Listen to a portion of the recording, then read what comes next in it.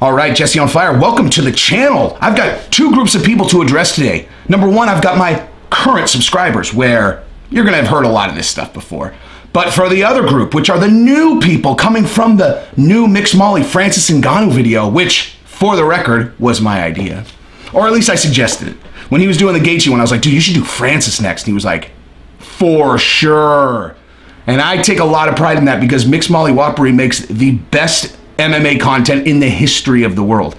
Now, that is some serious hyperbole, but I will stand by that statement and say it's not hyperbolic, and it might even be an objective fact, okay? Now, he takes a long time in between videos, but as it relates to people who are just on the mic every day cranking content, I assume that all you guys will have seen the Mixed Molly Francis video and are gonna come check out my channel, or at least some of you.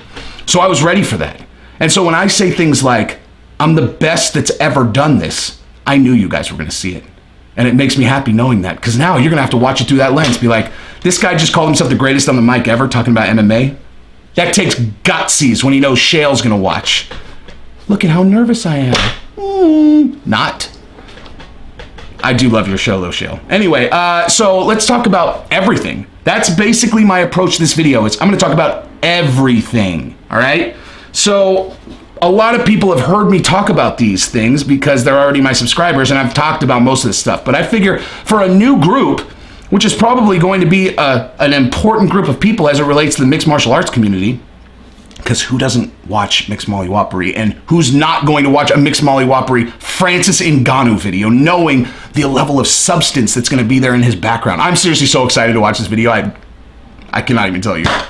But yeah, so I'm going to talk about Francis Ngannou, obviously. Talk about him and the Jon Jones thing. I'm going to talk about him and DC, future of all that stuff.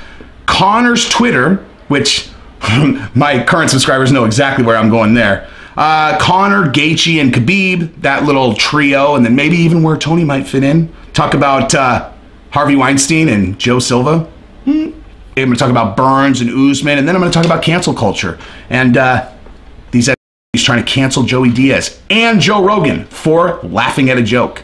But yeah, so this is going to comprise a very long video. People who actually subscribe to my channel must have heard that list and been like, oh, this is going to be a 3.5-hour video. Maybe. Because I could do an hour on any of these. For the record, you want to know how much prep I've done for this video? Literally, like, just preparation in terms of here's what I'm going to say. That much. Talk about these topics, okay? I don't prep. That's why I can confidently say that I do this very well. No prep. So, Francis and Jon Jones first. First, Francis, all right? So, a statement that I'm going to make about Francis, just relating to him as a fighter and why handicapping his fights is pretty easy. The analogy I always give about Francis Ngannou is this. People talk about the strength of a fighter's chin all the time. I mean, that is an absolutely relevant data point. How strong is his chin if he's going up against, you know, anybody? He's got a great chin. Nate Diaz has an almost inhuman chin. Gaethje has a great chin. Are you talking about a guy's chin if he's on a construction site and like a crane falls on him? I mean, like you hear about a construction accident where a crane breaks and it goes beep, and lands on a human being. Are you like, man, how's that guy's chin? Like, did he wear that shot? Or are there certain levels of force that are too much for a human to absorb and you're like, oh, okay, crane landed on him, he's dead, right? Basically that simple. Francis Ngannou, if he catches you clean, that is that same thing as basically having a crane land on you. Like if he catches you clean, there's no human being on earth that's going to absorb that. His level of power is unmatched ever in the UFC as far as I'm concerned. I mean, maybe Shane Carwin.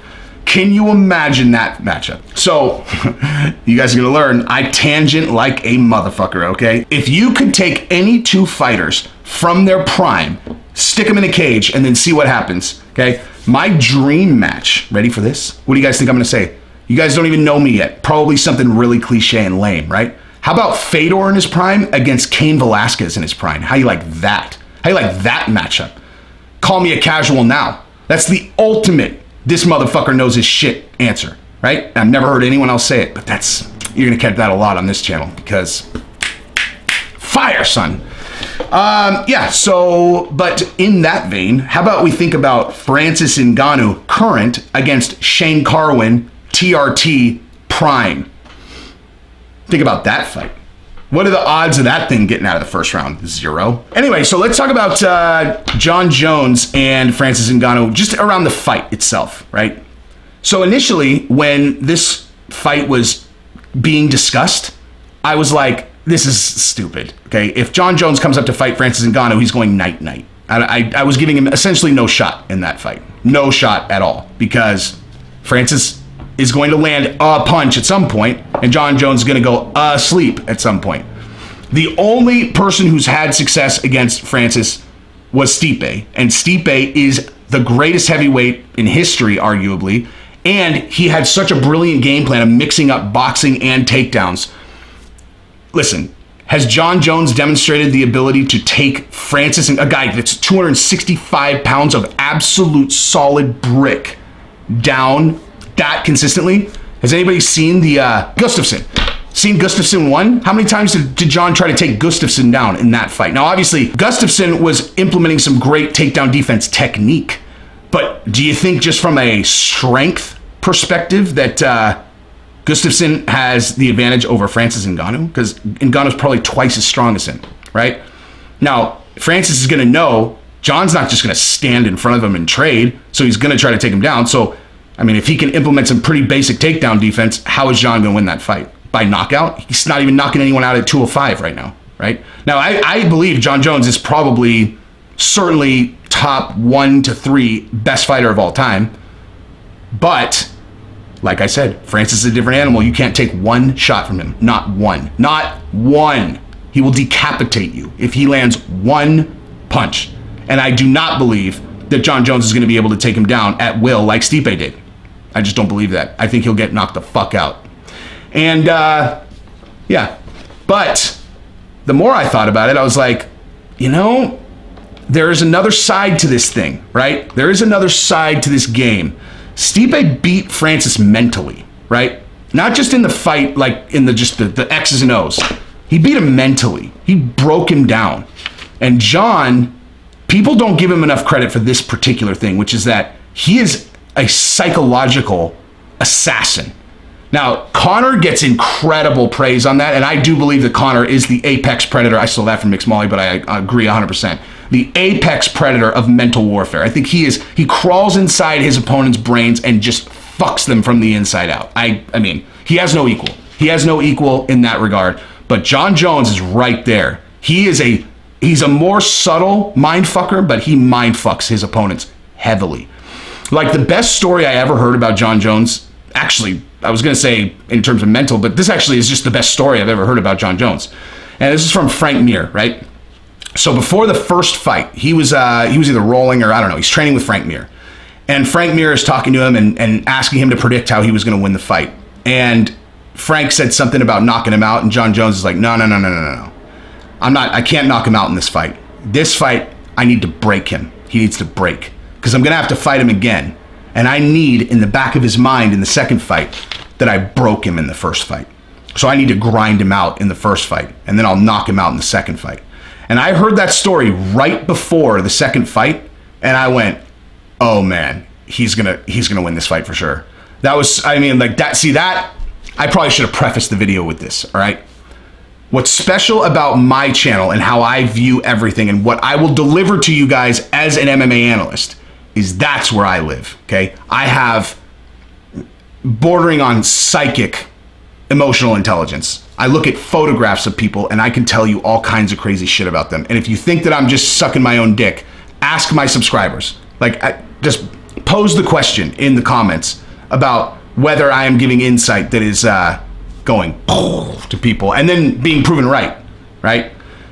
It's a gift I have. I have deficiencies that are laughable. I'm the most unorganized person ever. I am a self-destructive moron, okay? I am not just like, you know, over here like, let me tell you about Jesse on fire and all his skills. He's amazing, okay? I am amazing in a couple categories, and I make up for that with utter deficiency and retardville in others, okay? But in terms of that, this thing, I've got people dialed, and I love that shit, okay? I loved that. So when I heard that story, I was like, wow, that is unreal. And I bet on Jon Jones that night as a result of hearing that story. I was going to stay away from that fight, and I bet on him for that reason.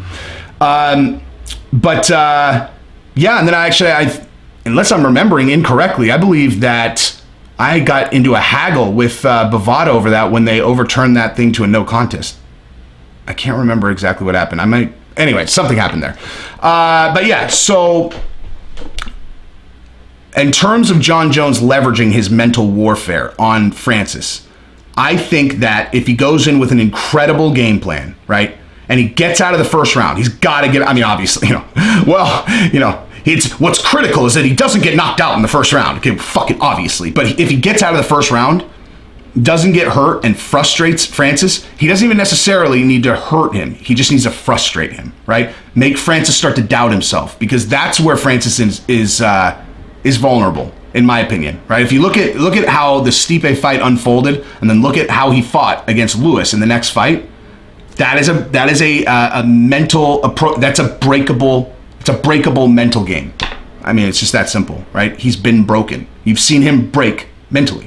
There are some guys you're not going to break them mentally. You can break them physically, like Gaethje.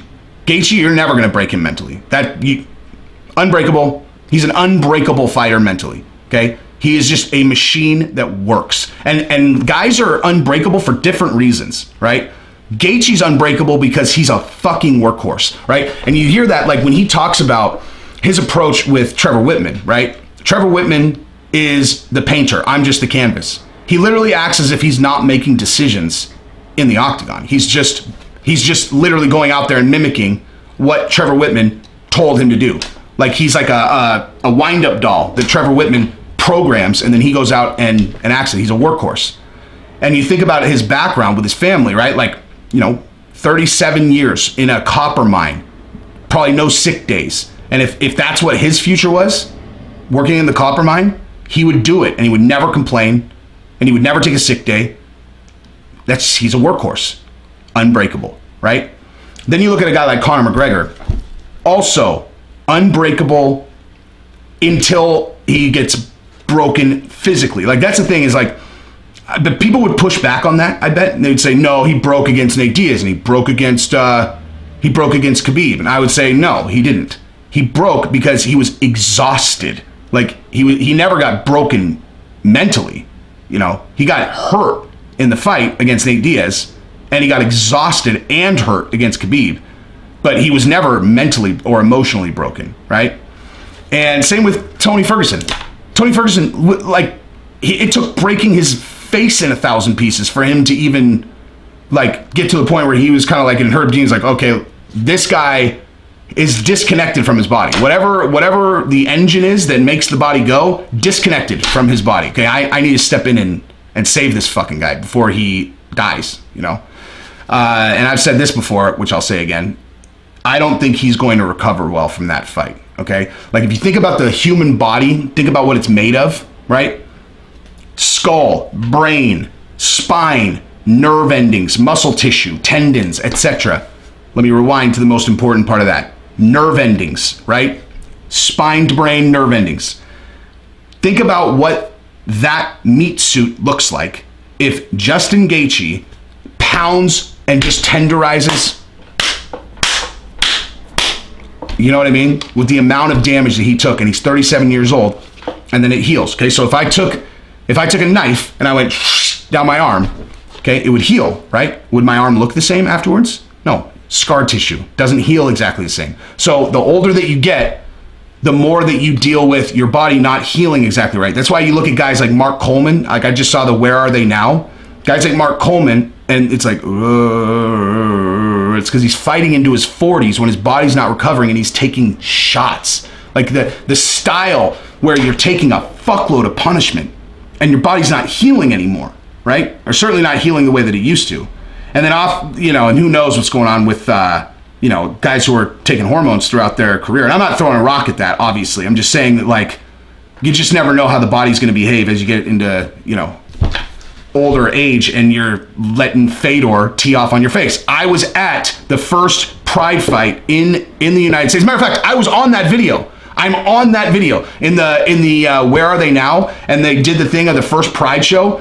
I'm in it. I mean, I had to like pause it because I was in the 6th row and I had platinum blonde hair and I found myself. I paused it, took a screenshot, sent it to my buddy that I was there with. I was sitting, when you're that low, you're on like flat ground and we had these 3 gigantic Samoan dudes sitting in front of us, and they were holding up their cameras to film. It was fucking infuriating. I couldn't see shit. I was like, dude, guy, can you, are you unaware that you're 6'5"? Jesus. So I beat the fuck out of all 3 of them. And I took his camera and then I filmed myself like, yeah, this is what I did to your boy. And I texted it to his wife and all of his friends. So half that story is true. Guess which half? Anyway, probably edit that out. Or maybe not. Maybe not. I might edit it out, but I might not. Who knows? So Francis can be broken if Jon implements a strong, frustrating initial part of that fight. It's possible he could win. I decided it is possible that he can win. I mean, it sounds ludicrous for me to even say that I thought it was impossible for him to win, but I'll give him a better shot because I believe his mental game is so much stronger than Francis's. Yeah, like Jon, I believe is one of those guys too. I don't believe he's breakable. Actually, I should probably go over a few more of those so that you guys aren't like, so the only 2 guys that are unbreakable are fucking Gaethje and Conor.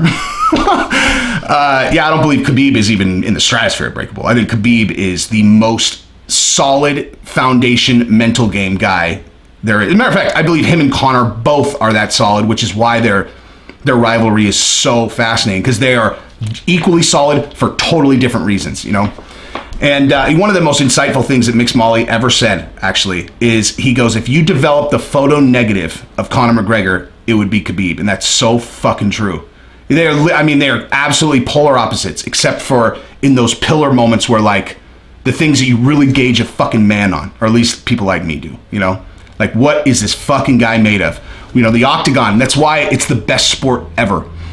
It can define you as a human being, Like, you don't get very many opportunities to define yourself as a man or just as a human being in your life. Most people don't even get the opportunity to do that. Like, I'll give you an example. So like and I'm not taking a side on any politics shit. This is just a conversation that I had with one of my buddies. But in the middle of the Trump-Russia investigation, I was talking to one of my buddies because they were talking about potentially putting Don Jr. In front of a congressional hearing and then questioning him in front of everyone and, trying to trap him and see, whatever. Like, he was going to have to testify. And I was talking to my buddy about it, and he goes, I would love that. And I was like, really? He's like, yeah. I'm like, I would never say anything. He's like, well, of course not. He's like, but think about that. He's like, you get to get in front of the entire world, have them know that they've got you by the balls, and you get to tell them to go fuck themselves. I'll take the 10 years rather than testify against my own father. And I got goosebumps, and I was like, that is dead on. That is exactly right. Like, you almost take the years because, and you're grateful for it, because who gets the opportunity to define their life like that? Took a fucking decade in a box rather than testify against your own father. Like, I'd be grateful for a test like that because, we're only here for a little bit. And if you get the opportunity to define your life with something like that, that's strong. Like, the same thing I talked about, now I'm fucking in tangent land, but the same thing like the movie Indecent Proposal, Robert Redford offers them $1 million to bang the guy's wife, and he takes the deal, and it's whatever. And I've talked to people about that, and like, everybody's got a different take on it, and they're like, dude, I wouldn't take it because, like, how do you spend that money? Like, you're like you buy yourself a nice car and all you're thinking about is like, how did I get this money? And I'm like, yeah, no, I would tell them to go fuck themselves because it's a life-defining moment where you're like, you could go through the rest of your life broke feeling good about the fact that you're like, I had the opportunity to change all of this, and all I had to do was let some guy fuck my wife. And I said, nah, I think I'd rather be broke for the rest of my life, actually. I love that shit. And the Octagon can be that definition for people. It is that definition for people, right? That's exactly what it is. And by the way, I see there's some weird reflection. I don't know what the hell's going on with that, but I can't change it, and I'm not going to, So I apologize.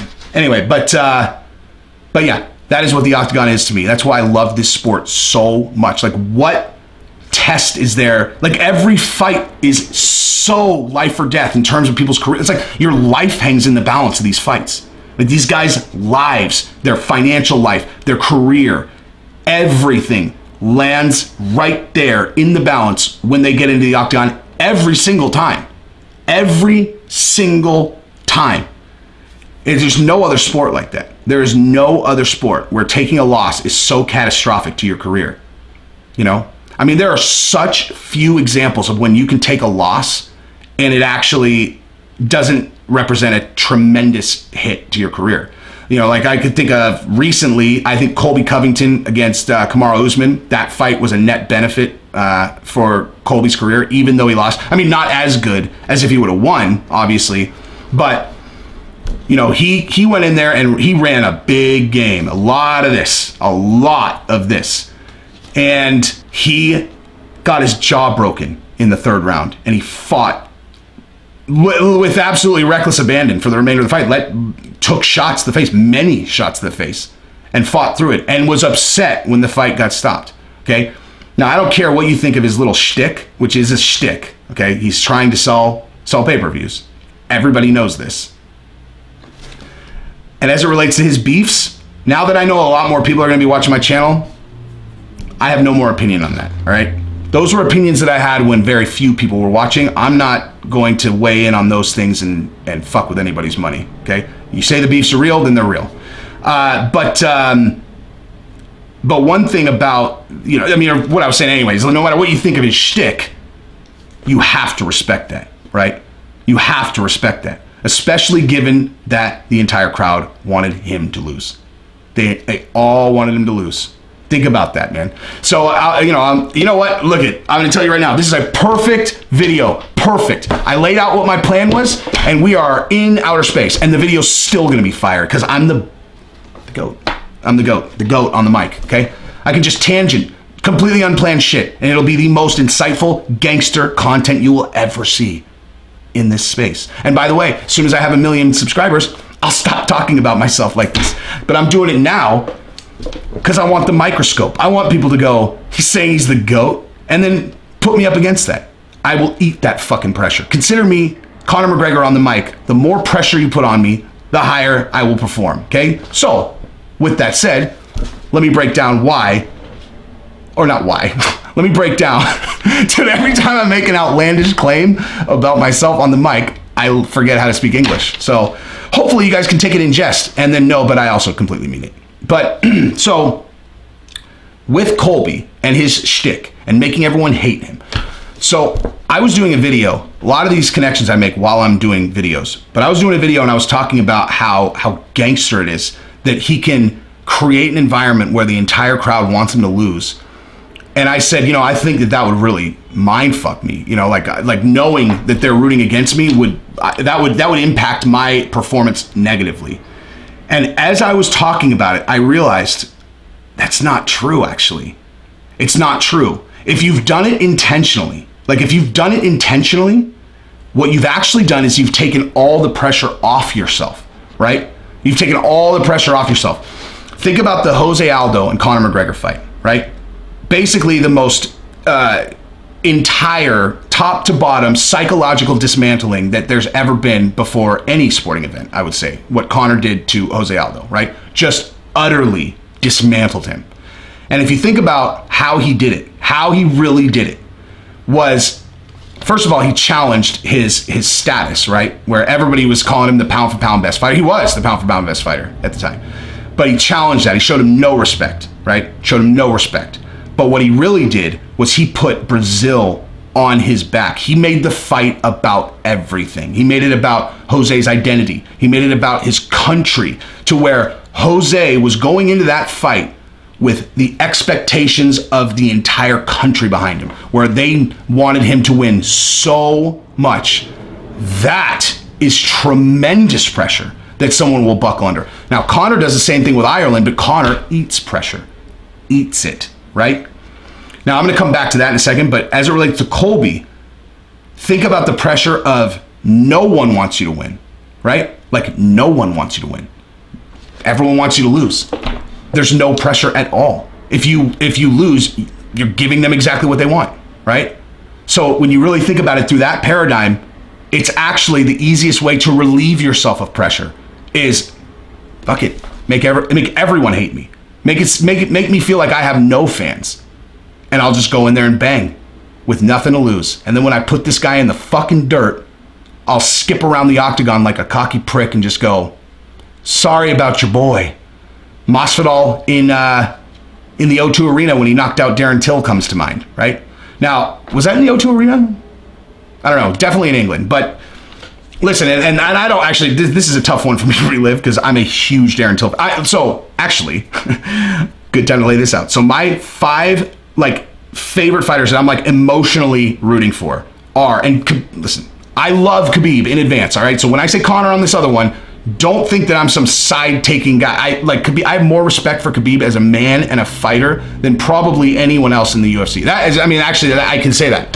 I think I have more respect for him than any other fighter in the UFC. He is simple in all the ways that a person should have respect for. Family, training, fighting, single-minded, unbreakable, very in line. He's a religious guy and he lives it. And he doesn't talk about it with people. You know, he's not vomiting that shit. Like, is Islam Makhachev always going on Twitter and then and like fighting with people on Twitter, like from a paradigm of I'm a fundamentalist Muslim? Like, again, I have no problem with that way of life. But what I respect is you live it, okay? Vomiting it on Twitter, you know, like, good for you. Good for you, Makhachev. But Khabib is not one of the guys that I like actually feel emotionally hurt when he loses. All right, so that doesn't mean I'm not a fan of his as a preface. But my 5 are Conor, Darren Till, Cody Garbrandt, Jorge Masvidal, Rose Namajunas. Okay, those 5. Now, what do all 5 of them have in common? They're all mixed molly subjects. I don't think that is actually necessarily a direct result of that. Certainly not Conor and Masvidal, and not Garbrandt actually. But actually not necessarily Till either. But the Till video really bolstered that for me. But Cody, Conor, Masvidal, that's just like a, like, I don't know how to explain. I see a lot of myself in those guys, you know, and that sounds self-aggrandizing. But like in Conor's case, it's all, well, it's, you know, it's he's fire on the mic and he can just dominate it. But also, he's a self-destructive maniac like me. And Masvidal is, I could just tell he and I would get along really well. And I love his story. I fucking love his story. Remember, like this journey can define people, like define them. And Masvidal's story is so awesome, right? He's I mean, listen, I'm not saying this as a knock on him. I'm saying this as a good basis for the start of what this journey is for him, which is he was, you know, for all intents and purposes, a very high-level journeyman fighter, right? He had been in a million different organizations. He was always game. No one ever took it out of him. So the break mentally, never. You know, the losses that he had, mostly split decision losses, right? Where he got outpointed. He ends up taking some time off. He goes into the jungle, has no TV and no phone, which I can't stress enough how therapeutic that can be if you can actually unplug. But he really unplugs. He's down there by himself. He's by himself in the jungle and he has an epiphany. You know, when he got his brain out of, you know, constant fucking input and he got to really slow down and think. And he saw exactly what's happening for him right now. He saw it. If I do this and I do this, this is what's going to happen. And he came back and he lived it, right? You're going to hear a lot of that from me in terms of what I respect is people who walk the fucking walk, right? Whether that's a religious thing or that's a vision that you had and then you came back and you did it and you fucking did it, right? Or whatever it is. If you have principles and you live by them, that is the thing that I have the most respect. And like Gaethje, same thing. That's the thing I have most respect for in the world. People who fucking walk the walk. You know, I lived in Utah for a year, and before I moved there, you know, like for context, California my entire life, but I got offered a chief product officer job at a company. It's too much money for me not to take, and I moved out there, and the culture was culture shock for me. I mean, straight up, like in Utah, when people go like, "Oh, this is a high," you know, "Oh, this is all Mormons out there," and people are like, "It's not really like that." Bullshit. It's like 65% Mormon, even in Salt Lake City, right? Like it is a Mormon area. Now, what I learned once I was there is two sides, right? If you know them, they're so nice and so inviting. Like the people that I know over there, they walk the walk is kind of my point, right? Now, I would walk around in public looking like I do, primarily body art. Like that is not part of Utah Mormon culture, okay? Tattoos are not a thing. And so they'll look at you just like I know like how minority, you know, people of color feel if they walk into an area and they feel people's eyes on them in a way that they don't like. Like that was some like a concept that I didn't understand. Now I do. I really do. Because that's exactly what I was to them, was like a suspicious character, you know? Anyway, neither here nor there. But they walk the walk is my point. And I had respect for it, even if they were pricks to me, if they didn't know me. That's probably enough there. I mean, I just tangented myself into the ground. So now let's talk about Conor. Oh no, I'm sorry. That's insane. I literally have only gotten through the very first category. Unbelievable, actually. So let's talk about Jon Jones and DC, because here is my suggestion. I think that Jon Jones and Ngannou should fight is the co-main event on the DC and Stipe fight, and the winners take the winners. Winner takes the winner. Can you imagine that? Can you imagine that? Ngannou versus Jon Jones as the co-main versus Stipe. Wait, what? Versus? What? Okay, this shouldn't be that hard. Ngannou versus Jones as the co-main event on the card, where the main event is going to be DC and Stipe, okay? And the winners fight each other for the heavyweight title. Now, imagine if DC and Jon Jones won, okay? I would say they're both the underdogs, but imagine that. Imagine that, right? Jon Jones wins, and then DC wins, and you get to hear DC on the mic call out Jon Jones and say directly that it's going to be his retirement fight. Okay, so you want to talk about getting emotionally tied to the narratives inside of this fucking sport? If DC fights, if that happened, okay? Actually, even if Jon Jones didn't fight Ngannou and win, even though that would make it even better. But if DC wins, okay, if DC wins against Stipe and then calls out Jon Jones, and then Jon Jones accepts it, and it's DC's retirement fight, and they fight at heavyweight, and DC wins, I will cry. I mean, 100%. Like, 100%. That would be the absolute ultimate Octagon defined narrative that defined his entire life. Like, I've done videos like this. Sometimes I literally have to, like, just even thinking about it, I have to, like, slow myself down, because I like, that has to happen, okay? It has to happen. If DC ever if anybody fucking watching this knows DC, send this to him, okay? Send this to him so that I can speak to DC right now when I say this, okay? You pull Jon Jones out of the equation, you are the greatest fighter of all time. Now, I realize that you are not a guy who necessarily looks to get tied to like things like being considered the GOAT, right? You've got barbershops, you have your businesses, you coach high school wrestling, you've got your family. You're not trying to live an extravagant life, right?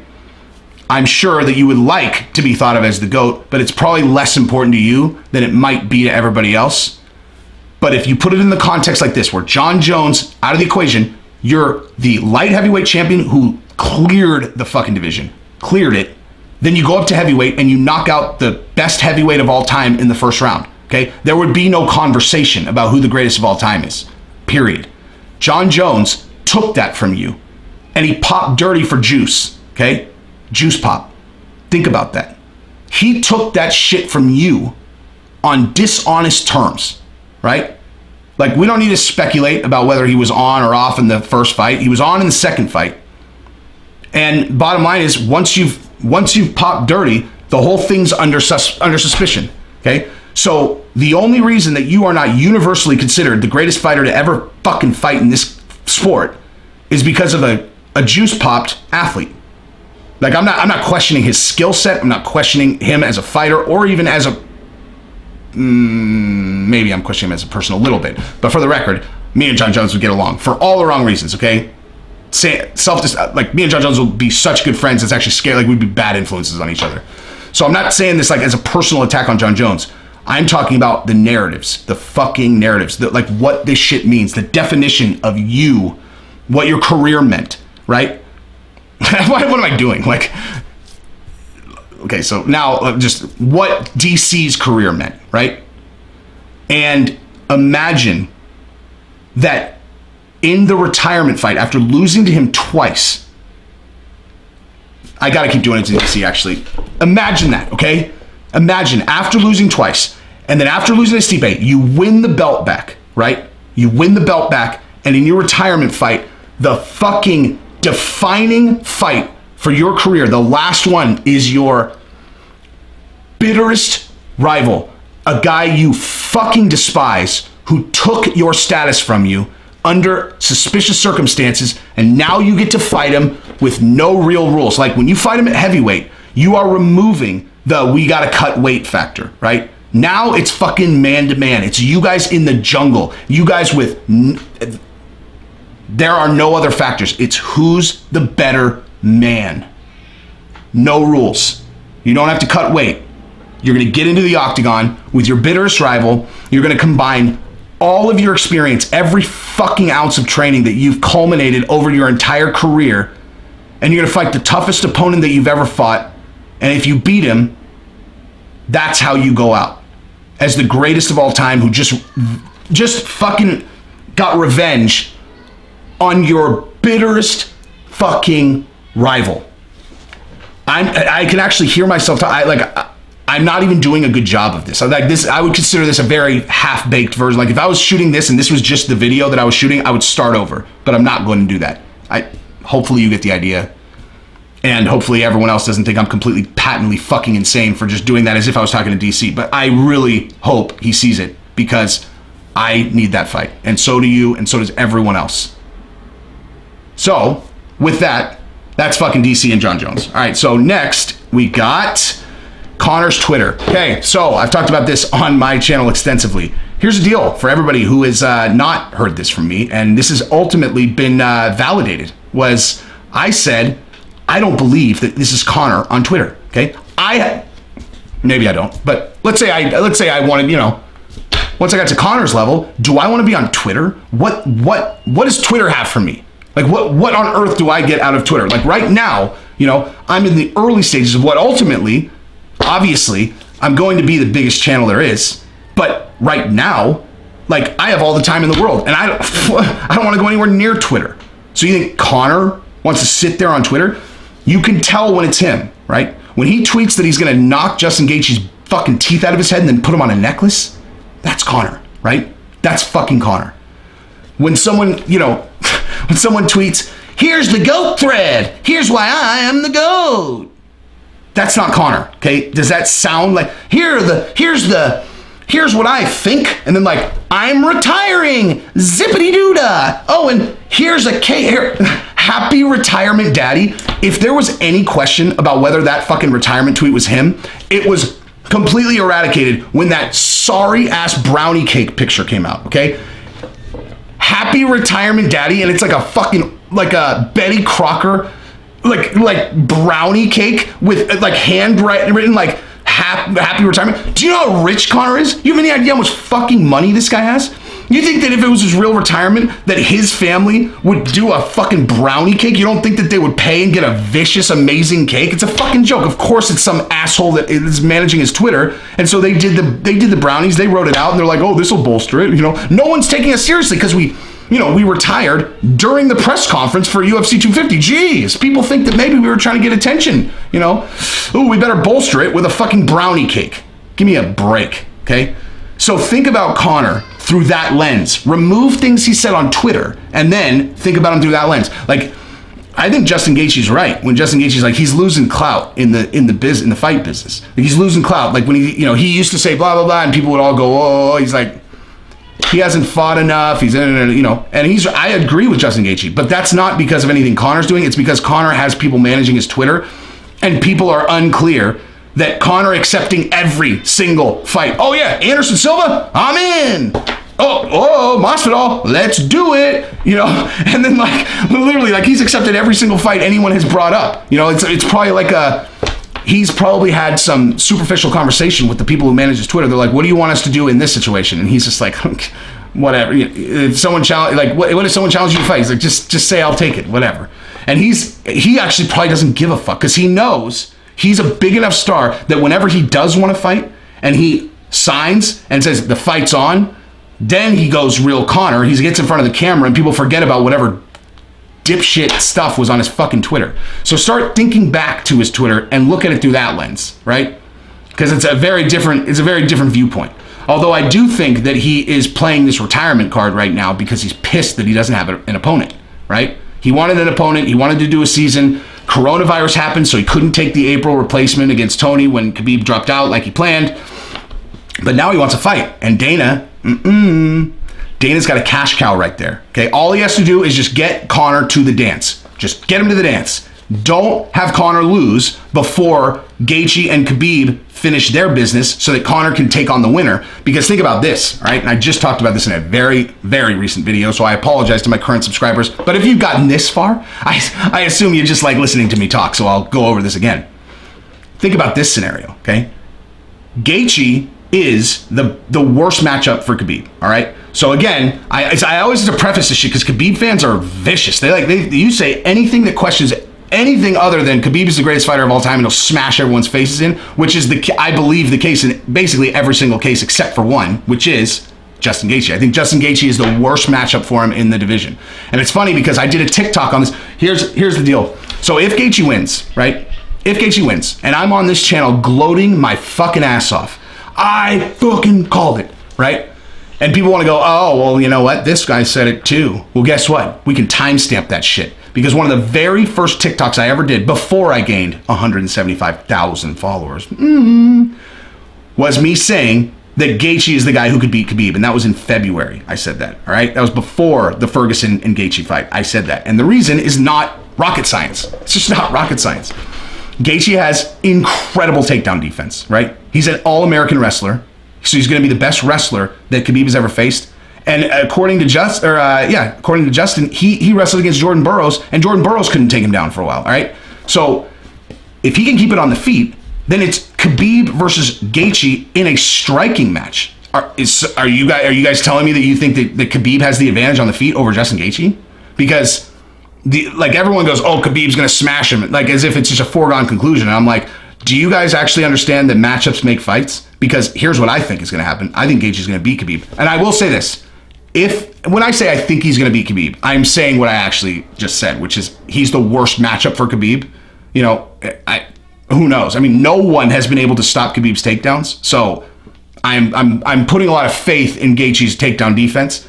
But ultimately, if Khabib takes Gaethje down and smashes him up, there's no one that's going to beat him. I mean, just plain and simple. Plain and simple. This is the last shot for someone to beat Khabib. Unless Conor pulls a rabbit out of his hat, but in terms of analyzing the fight, there's no way I would just outright pick Conor, in that fight from X's and O's. Like you have to factor in a Conor is magic factor to handicap him to win. But so let's say though that Gaethje pulls it off and Gaethje beats Khabib, right? And then Conor gets the next shot and Conor beats Gaethje because I think Conor's going to beat Gaethje. And again, apologies to everybody who watched this video yesterday, but I'm going to do it again because here's the deal. The formula for Conor McGregor, if you're thinking about who he's going to beat or who he's going to have challenges with, is so simple. Like with other guys, there's all kinds of complex things to consider. With Conor, it is the most simple thing there is, okay? You ask yourself, how good of a wrestler is his opponent? Is he world class at taking the fight to the ground? If the answer is no, then the second question is, does he have an inhuman granite chin? Inhuman granite chin, like Nate Diaz, okay? Because if the answers to 1 and 2 are no, Conor's going to win, and he's going to win by knockout in the first 2 rounds, 100% of the time. As a matter of fact, his record reflects as much, except for Max Holloway, who he just beat the piss out of for 3 rounds, okay? Because Nate Diaz, granite chin, inhuman. Khabib, an incredible wrestler. I mean, the best there is, okay? Chad Mendes, incredible wrestler, had success taking him down, okay? So let's remove those guys, and what do you got?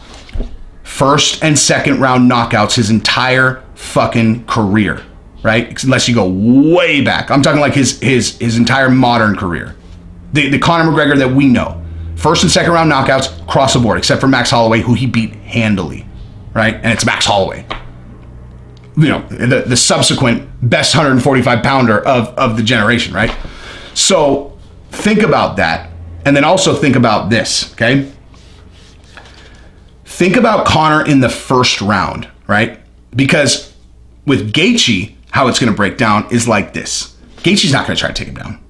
He's not going to try to take him down. But Gaethje does have a chin that's strong enough to potentially absorb Conor's punishment, right? Now, I will say this. Gaethje got knocked out. He got knocked out by Dustin Poirier and by Eddie Alvarez to an accumulation of punishment when he was fighting the other way before he completely switched his game up. Now, I've talked about this a million times on here too, but Gaethje fought a specific way his entire career and he always won, okay? He broke guys. He broke them.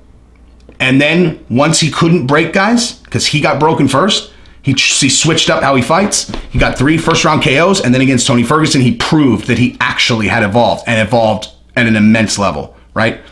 So it's not like he's going to go in there and fight like he did against Dustin Poirier or Eddie Alvarez, but the point is that he can be knocked out. And what I'm saying is that, like, you look at Nate Diaz has 1 knockout, and he got kicked in the head, basically equivalent to someone rolling up and hitting him with a baseball bat. And he still wasn't even, like, he wasn't out. He wasn't unconscious. Like, Nate Diaz's chin is literally inhuman. Like, inhuman. I would say Nate Diaz took much more punishment in the fights against Conor than Gaethje did against, actually, I'm actually going to retract that. But here's the deal. Think about Conor in the first round of every fight he's ever been in where the other guy's not an incredible wrestler. Every single fight, right? So you take Khabib out, you take Chad Mendes out. And then now you can include also the Nate Diaz fights. I would say pretty much that Conor's body of work in the first round is the most dominant of any fighter in any category at all, right? I mean, seriously, like, I'm talking, think every single fight. Think Floyd Mayweather. I'm even going to throw that in there, even though Floyd barely threw any punches in the first round, okay? But, okay, Nate Diaz in the second fight, I think he knocked him down 3 times, certainly twice. I mean, just made him look childish, okay? Eddie Alvarez completely obliterated him in the first round, right? Nate Diaz in the first fight just knocked him around and then got tired and got clipped in the second round. But in the first round, knocked him around, right? Fight before that was Jose Aldo. Fight before that, Chad Mendes. So that's the one, you know, where he's wrestling. So pull that out of there and just keep going backwards. Just keep going backwards. You know, Dennis Seaver, Dustin Poirier, the guys before. I forgot this yesterday. Whatever. You guys. It's true. Just go back. The most dominant first round fighter on the feet, basically ever. Right. That's how good his striking is.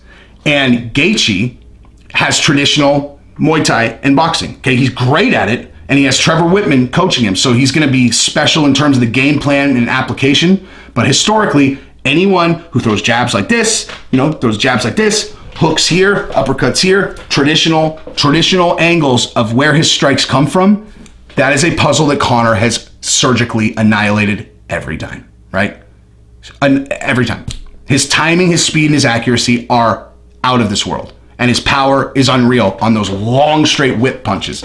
And again, I talked about this yesterday, but also Conor's game has evolved and no one's seen it yet, okay? No one has seen it yet. Now I'm talking like, I would assume that not many people are gonna watch this far, but I'm gonna do this again, all right? Then I'll wrap it up. Probably talking long enough. But Conor in the Mayweather fight said that he realized that his inside game was lacking, that he really struggled once he was in close quarters. Like, he, you know, this is not a game, you know, that Conor had in spades, right? Like, he wasn't good at these close, tight, powerful punches. And he trained that. And you've seen a lot of footage of him training that. But then he fought Khabib. No one got to see that at all, right? Khabib took him down, and Khabib took him down, then he was tired, etc. You didn't get to see him do it. Khabib, if he got even close to Khabib, then they were clinching, and then, got taken down, whatever. Then he fought Cowboy, and he beat the shit out of him with shoulder strikes, a kick, and then long punches. So he has this whole new game that we have not seen, which means Whitman cannot game plan against, and that matters. That fucking matters, man. Because if Conor did not have something new about his game, even though Conor undeniably is a much better striker than Justin Gaethje, just in terms of his overall skills, probably versus other people. Trevor Whitman is the best striking coach in the world, right? And he has incredible game planning, right? So like his, if Justin Gaethje is what he says is a blank canvas and Trevor Whitman just feeds in the game plan, he'll have something for Conor. He's not going to stand in front of him like Eddie Alvarez. That's for sure, But the fact that Conor has this whole other game that Trevor Whitman has never seen, he's no game tape. There are no fight tapes for him to watch. He's not going to be able to review it. He'll watch like the training and stuff. And as a matter of fact, if I was Conor, I would very much limit any training footage of me going into that Gaethje fight. Matter of fact, from right now, I would limit all of it. Because Trevor Whitman can game plan, even off of sparring, dude. Even off watching sparring. And as a matter of fact, now in hindsight, I would have suggested that Conor not show any striking footage of him at all since he developed that part of his game. Because, against a fighter, Conor's going to get him all day long. But against a mind like Trevor Whitman, that is a different ball game. And you want him to have as little material to study as possible. And that's just a fact, right? You do not want him to be able to watch anything you do. None of your moves. I mean, he's going to have watched every single fight of yours 100 times. And even in the fights that look like you just completely obliterated your fighter, he's watching those just as surgically. Just because it worked against that fighter, like you think that just because you picked the guy apart, that he's not going to be able to find holes. I mean, obviously he's going to be watching it for defense anyway. But he can offensively strategize against you in fights that you won, where you were incredibly dominant. Again, training footage. I would put that shit in a lockbox. Yeah, let me see what else I was going to talk about, see if there's anything I really need to talk about. I definitely don't need to talk about that. Oh, I'll talk real briefly about Burns and Usman and then the cancel culture. So Burns and Usman, right? So I said, as soon as that fight was announced, well, first of all, as soon as I saw Burns fight Damian Maia, right? After the Damian Maia fight, I started telling people, and I love that I have TikTok, man, because I can just go back and be like, look at the date on this. Right after the Damian Maia fight, I was like, that is the sleeper in this division. That guy is a monster. He is the next evolution of Brazilian fighters, right? Like these guys, I feel like historically there was like this division in Brazilian fighters where you had like these kind of like really vicious strikers who kind of had jiu-jitsu, and it would say like, oh yeah, they're black belts in jiu-jitsu. But obviously everybody knows there's a huge difference between a black belt and like a world champion, right? Okay, this guy's a black belt in jiu-jitsu. Okay, well, he's not like Damian Maia or like, Fabricio Verdum. And I think Fabricio Verdum actually was probably one of the first ones where the base core martial art was world champion jiu-jitsu, and then he developed into a world-class striker where he knocked out the heavyweight champion to win the belt. I mean, so, I remember the first time I saw him knock someone out, I was like, what? Because he was the guy, like, again, you think back at like Strikeforce, where he's laying on the canvas and being like, come on, Overeem, come lay on me. And I remember just being like, God, fuck you, guy. I hate when people do that shit. If you want to take it to the ground, take it to the fucking ground. But really lay on it like, come on, I'd rather fight down here and make it as don't ever get in my fucking way when I'm talking. So, yeah. Anyway, but like he was one of those first guys where as a base world-class Brazilian jiu-jitsu guy, and then he became really vicious on his feet. Damian Maia is not that. Damian Maia is world-class jiu-jitsu, and he got like decent on his feet. But Burns is world champion jiu-jitsu and is a monster on his feet. A fucking monster. And I watched that Damian Maia fight and I was like, dude, he is a horrifying matchup for these top guys at welterweight. Usman and Colby, nightmare. A fucking nightmare. Because Colby and... Now, I would actually say that Colby, I think, might have a better shot against him than Usman, even though, listen, Usman is obviously a fucking monster. And I will say this, too. Like I said, where if Khabib beats Gaethje, I'm never saying another thing about Khabib's the man. If Usman beats Burns, that's pretty much there too.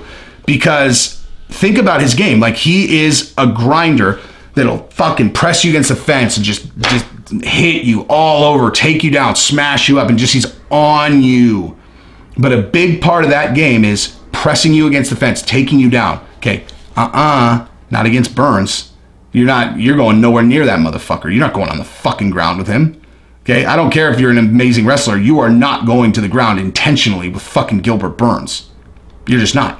Which means that you're stuck on your feet. Okay?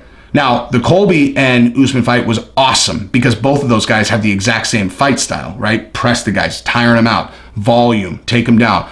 Colby is more volume on the feet, though, like where he's just like against Robbie Lawler, just absolutely constant volume, you know? And that might be more effective against Gilbert Burns than you know, Usman doesn't throw volume like that. But again, who knows? Either way, you can't press him against the fence and you can't take him down like you do against other guys. Bottom line. So you're stuck on the feet. And I don't think anyone who watched the Maia and then the Woodley fight is going to disagree that Gilbert Burns is a monster on his feet. And I certainly would give him the edge in striking over Colby or Usman. So he's a nightmare fucking matchup. A nightmare. I'm picking him to beat Usman. Straight up. Now, the only reason that there's a huge, like, X factor in the middle of that particular fight is this. They've trained, they're on the same team, right? They're on the same team. And honestly, this X factor is a gigantic one, a massive one, which is you don't know their personal relationship, right? There's always someone who's the big brother in a relationship in almost every, you know, instance. Very rarely. Like even guys where if you watch them, they're both alpha, type A guys that are both kind of alpha guys, and neither of them really kind of like fall in line, period, with anybody, right? Like they're leaders. That's where they are. But they're just in nature, there's no situation that's actually that way. There's just not, okay? So even when it appears like that, they know. I can promise you that. They know who the fucking man is between the two of them. And it doesn't need to be some big fucking gap either, but it's there. It's fucking there. It's always there. With guys that are wired like us, okay, you always know. You fucking always know. And it's not necessarily based on your ability to fight. In most cases, it's based on your personality, you know, which is why I walk around with my fucking dick on the table basically all the time. I'm just kidding, but not really. But yeah, I mean, so that is a huge factor though, right? That's a huge factor. And also, one of them's leaving, okay? I called that the second that Burns got offered, or actually, I called it the second after the Tyron Woodley fight. I was like, one of those guys is leaving the camp. You cannot train in the same place. Can't, okay? And I've heard Shale, I've heard him talk about like at Team Quest that they did that, I guess, that they would train and then they would fight each other, like train at the same place and then fight each other. I can't see that in the modern age. There's too much, it's too much. And certainly a title fight, really? Like I said, the Octagon, defining a person's life. Like that belt defines who you are more than any other thing can. You're the fucking champion. You're the greatest in the world. The pride that you feel in that accomplishment and holding that belt, it's like it is your fate. It is your living fate in your hands. There's no fucking way that you can have a fight camp where the other guy that's trying to take that away from you is in the building all the time, staring at you, looking for holes in your game. Like a fight camp is built around a fighter. Like that's why they call it a camp. It's because like all the energy is around that fighter, right? You have multiple people that are all contributing, where you got, you know, sparring partners, you have coaches for sparring, or I'm sorry, striking, you have your ground game guys, you have your whole circuit, and it's all around a fighter and building him into the best version of himself for the opponent that he is fighting against, right? You train specific things based on who you're going to fight. It's like get into your cocoon and we're going to turn you into a butterfly, and then you're going to go bite that other butterfly's fucking head off. Okay, you can't have those two things. You can't have both of them in the same building. Cannot fucking do it. So one of them's gonna leave. One of them's gonna go. And I've been hearing rumblings that that Usman's gonna go to Colorado. But so that's obviously a big factor. New team might be good, might not be good. Completely depends on how he matches up with with the squad. I would, honestly, given how well Cody did in his last fight, Ray Longo and all them, that's where I would go. That's where I would go. because you want to go in there with, I mean, you should focus on striking because that's where you're going to be, right? Like Gilbert Burns is not a good enough wrestler to take Usman to the ground. And Usman is not going to choose to go to the ground. So get your fucking striking game on point. That's where you're going to win this fight, right? That's what I would suggest to him is focus on the striking almost exclusively. You know, obviously keep your skills sharp, but that's what I would do. And also, yeah, I mean, maybe a new team is a good thing because they're going to teach you new things that you hadn't thought about. And I mean, Cody, again, I'll just keep giving myself hand jobs where they're deserved. But I did a whole video on this where I said, most guys, they're coming off 3 knockouts I'm very concerned about. And I watched that interview with Cody when he was talking about what he had learned up there with Ray and all those guys. And I was like, oh, wow, I'm very bullish on his return. Very, very bullish. So that's a solid squad, man. That's, I mean, I don't know if he even knows them, but it's a good option. I mean, fuck, dude. Anybody who gets a chance to train a world champion, they're going to fucking take it. Anyway, all right. So last thing is the cancel culture stuff because, Jesus Christ. All right. So apparently Joey Diaz made a joke to Joe Rogan 10 years ago about how he used to have female comics blow him to get stage time, and Joe laughed at it. And so now they're trying to cancel Joe, okay? The only reason I even wanted to tell this story is I actually had an epiphany about this, right? So if these people ever come for you, and they'll come for me, okay? Because this channel is going to blow up. I mean, this is 100% inevitable, right? I mean, if you've watched me this long, is there any chance where in 5 years, this is not an incredibly large channel? It's going to happen, right? If something's this good, which I know it is, it's a matter of exposure. So inevitably, when my channel is well known, I am going to say whatever the fuck I actually think, which is inevitably going to infuriate social justice warriors because I just don't temper it, okay? There is not a less racist or transphobic or homophobic person on earth than me. I do not have, I just don't even see it. Like I am actually blind to that stuff. I don't see it. I see, it is because of how I'm made up. Like I see right through what someone is, right to who they are. I mean, that's the way I've always viewed the world. It's why I'll give you guys analysis that you won't get other places, because that's how I view the world, and I can kind of translate that for people. But as it relates to this race shit, homophobia, it's like, I like that shit is utter nonsense to me. But I have thought about how I'll handle it, and it's simple, okay? Because no one is handling it correctly.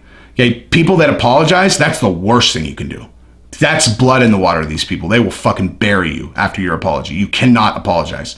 Most people either double down or just deflect, right? That's what they do. They either double down on what they said, they deflect, or they apologize. None of those are right.